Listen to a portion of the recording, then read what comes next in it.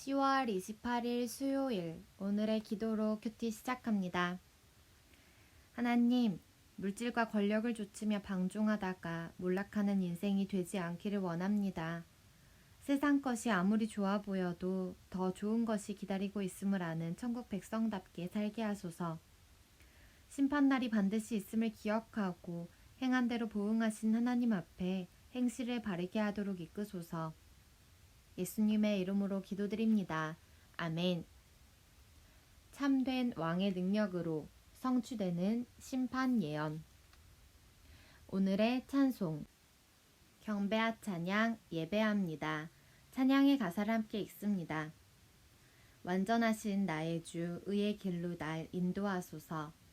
행하신 모든 일 주님의 영광 다 경배합니다. 예배합니다. 찬양합니다. 주님만 날 다스리소서.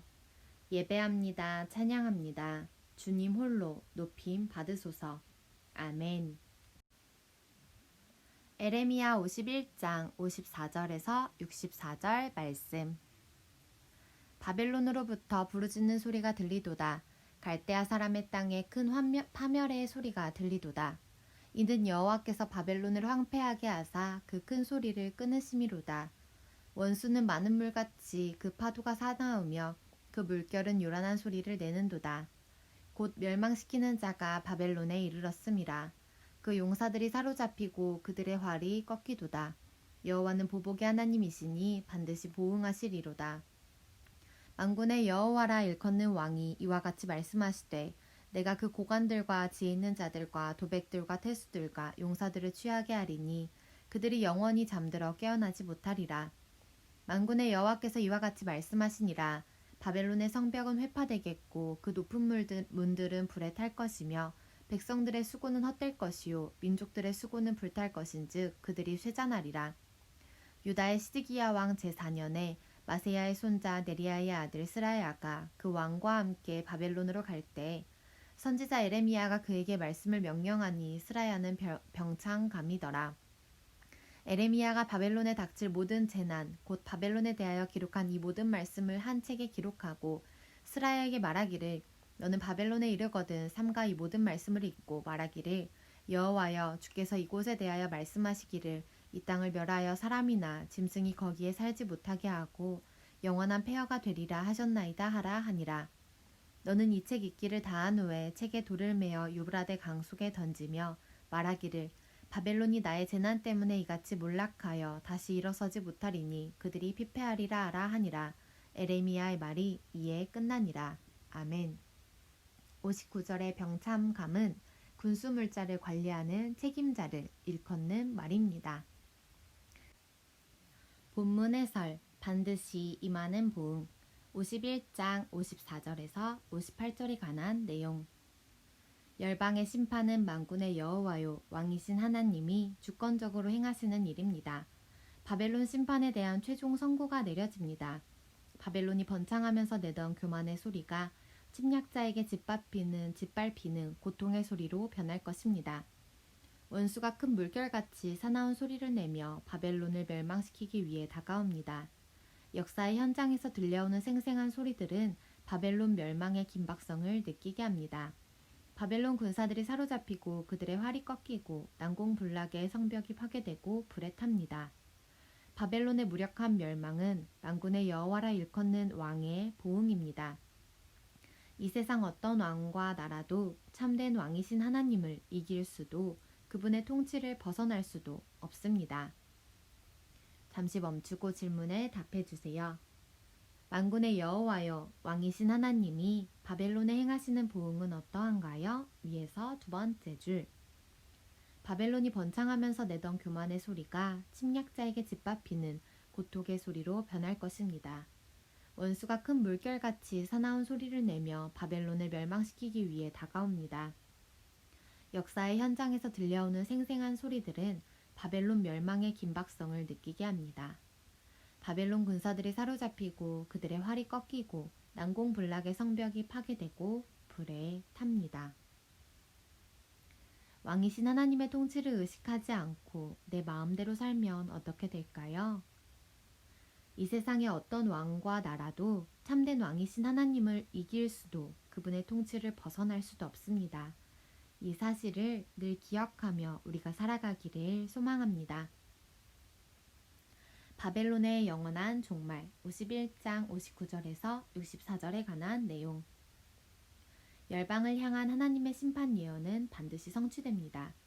에레미야는 장차 바벨론이 당할 모든 재난의 말씀을 책에 기록하고 왕의 관리인 스라야를 통해 바벨론에 있는 유다 포로들에게 전달하도록 합니다. 그 내용은 바벨론을 멸해 사람이나 짐승이 살지 못하는 영원한 폐허가 되게 하신다는 것입니다. 책을 다 읽은 후 돌을 메어 유브라데 강에 던져야 합니다. 이는 바벨론 심판을 확증하는 행위입니다.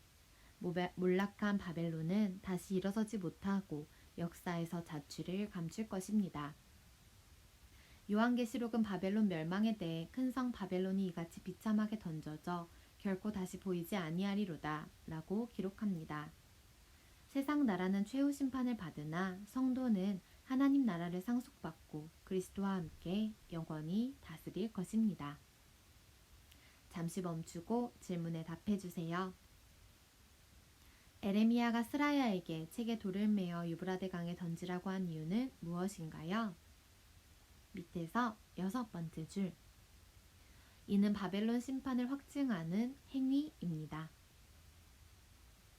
바벨론의 영원한 멸망 예언을 통해 얻는 교훈은 무엇인가요? 세상 나라는 최후 심판을 받으나 성도는 하나님 나라를 상속받고 그리스도와 함께 영원히 다스릴 것이라는 것이 오늘의 말씀을 통한 교훈이 아닐까 생각해 봅니다. 우리 각자에게 주시는 깨달음을 따라 오늘 말씀의 교훈을 되새기고 정리해 봅시다.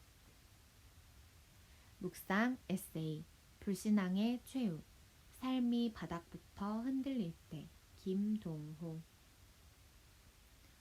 동물의 왕국과 같은 텔레비전 프로그램을 볼 때 끔찍한 장면 중 하나는 사자나 표범 같은 포식자들이 먹이를 사냥하는 일이다. 맹수에게 잡혀 죽어가는 연약한 짐승들을 보는 일은 결코 즐거운 일이 아니다. 그러나 자세히 보면 동물에게는 아주 분명한 원칙이 있음을 발견한다. 그것은 동물이 배고플 때만 사냥한다는 것이다. 그들은 배가 부르면 먹다 남은 것을 다른 동물들이 먹도록 버려두고 상관하지 않는다. 그렇게 해서 생태계의 질서가 유지되는 것이다. 하지만 인간은 그렇지 않다. 인간은 먹기 위해서만 일하는 존재가 아니다. 그 이상의 욕심을 채우기 위해 산다. 심지어 쓸데없는 욕심까지 채우기 위해 사냥을 한다. 배불리 먹고 남아도 다른 사람들에게 주지를 못한다. 남은 것을 썩게 할 망정 남에게 선뜻 내주지 않는다. 이러한 인간의 욕심과 죄악은 자연과 사회의 균형을 깨뜨린다. 불균형의 상태는 갈등을 일으키기에 인간은 늘 다투며 산다. 이처럼 인간이 욕심에 지배당하고 사탄에게 속는 어리석음의 뿌리는 불신앙이다. 인간은 하나님을 믿어야 살 수 있는 존재다. 그런데 하나님을 믿지 않고 거짓과 불의를 통해 생존하려 한다. 그런 삶에는 반드시 하나님의 심판이 따른다. 하나님의 말씀을 부인하며 탐욕의 연연에 자신과 이웃을 죽이고 세상을 파괴하는 이들에 대한 심판이 마지막 날 반드시 성취된다는 사실을 기억하라.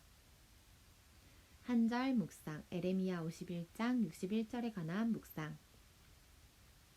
시드기야 왕을 호위하며 바벨론으로 간 스라야는 에레미야의 명을 받아 바벨론이 멸망하리라는 메시지를 가지고 갑니다. 스라야가 그 땅 현장에서 읽고 선포한 하나님 말씀대로 바벨론은 멸망합니다.